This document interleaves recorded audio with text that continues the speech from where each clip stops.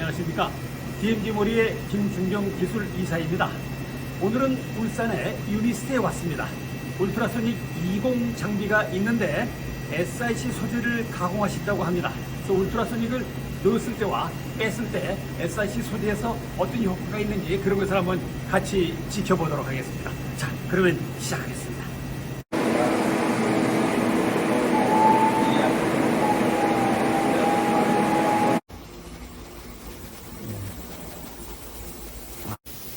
이번에 저희가 SiC 가공을 했습니다.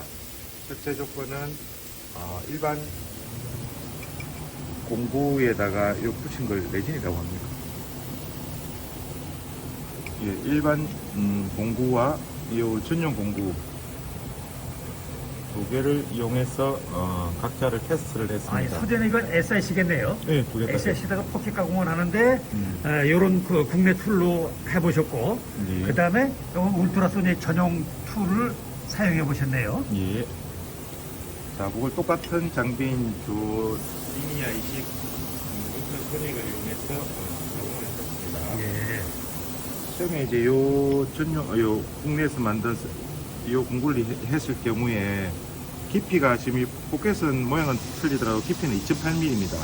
2.8mm까지 내려가야 되는데 실제적으로 처음에 1차 가공했을 경우에는 1.2mm 가서 마이너스 1.2mm 정도 내려가서 Z축 부하량에 의해서 장비가 멈췄습니다. 그리고 다시 2차 쪽 가공했는데 조금 더 내려가긴 했습니다. 2mm 가까이 내려갔는데 장비 부하로 또 Z축 부하로 해서 멈춰버렸습니다. 그리고 3차는 조금 더 그래서 부하가 많다고 생각해서 표면을 약간 넓혔습니다. 넓혀서 가공을 했는데 약 0.8mm 정도 내려가고 Z축 부하로 또 멈췄습니다. 그래서 실제적으로는 안 된다고 판단을 했었고요. 그래서 저희가 다시 했던 게 울트라소닉 전용 F갱크를 이용해서 가공을 했습니다. 물론 부하는 일반 소재보다는 부하는 많았지만은 무사히 2.8mm까지 다 내려가서 가공을 완료했습니다. 실제적으로는 차이점이 있다면은 똑같은 초음파를 켰었고요. 그래서 공구 차이라고 보시면 될 것 같습니다.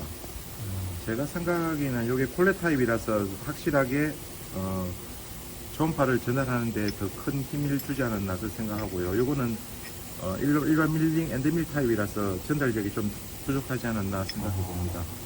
그러니까 같은 가공을 하는데 예. 툴의 그 종류에 따라서 울트라소닉 효과가 잘 나타나는 경우가 있고 또 그렇지 않은 경우가 있고 그런 걸 이제 보셨네요. 그렇죠. 예. 그래서 Z축 부하량을 얘는 훨씬 더 줄여준다고 보시면 될 것 같습니다. 일반 공구에 비해서는. 고맙습니다.